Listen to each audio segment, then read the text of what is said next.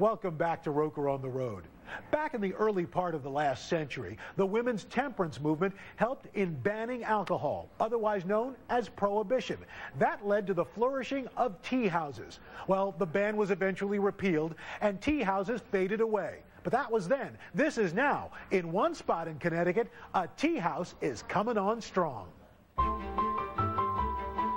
If a quick latte on the run is not your cup of tea, then why not try sitting and sipping? Say, some Earl Grey instead. There's no rushing. You can just enjoy having a good pot of tea.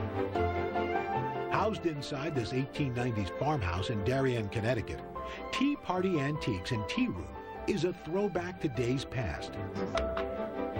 Not only do they sell antiques, twice a day, owners Susan Borgen and Kathy Neese offer grand afternoon tea. Ladies, here we are. A three-tiered spread of homemade scones, dainty finger sandwiches, desserts, and of course, tea.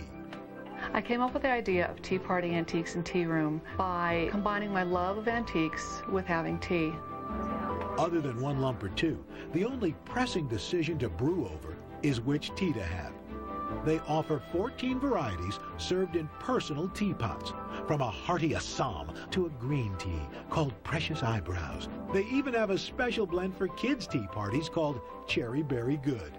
It is a rooibos tea, which is a red tea that comes from a bush in South Africa.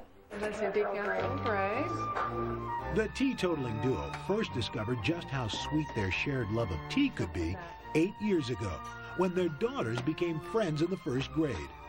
Back then, Susan was an antiques-loving graphic designer who dreamed of opening up a collectible shop. Kathy, a classically trained chef, was ready to break out on her own. She did a mother-daughter tea, and I said, oh my God, this is the person for me. She always wanted to do an antique business, but have some kind of food-related thing, and thought that we would be a good match. Can I have you all down for our grand afternoon tea today? Yes. Which is a set. So while Susan is tackling the tea orders and stocking the place with an eclectic mix of vintage teapots, linens, kitchenware, and furniture to sell, Kathy is working the flour, preparing all the mouth-watering goodies back in the kitchen.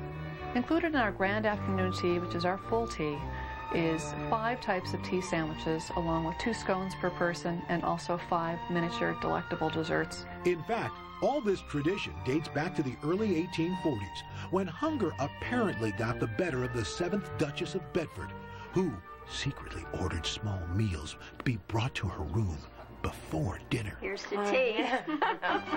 Well, when word spread, soon other Victorian ladies were reaching for their teacups and crustless sandwiches as well. When tea first started, the whole idea was to have everything be small and very dainty and delicate. And by cutting off the crust, you can then cut them into really pretty shapes, and it makes it a little bit more refined. And while everyone loves Kathy's tea sandwiches, it's her homemade fruit scones, served warm with clotted cream and jam, that brings in the crowds. It has the consistency of a cross between sour cream and butter. Her recipe's simple. Kathy adds flour, sugar, baking soda, baking powder, and some salt into a food processor. A little butter. Then it's moved to a bowl for some dried cranberries and half and half. Once mixed, Kathy molds the dough, cuts it, and places the scones on a cookie sheet before a trip into the oven for about 20 minutes.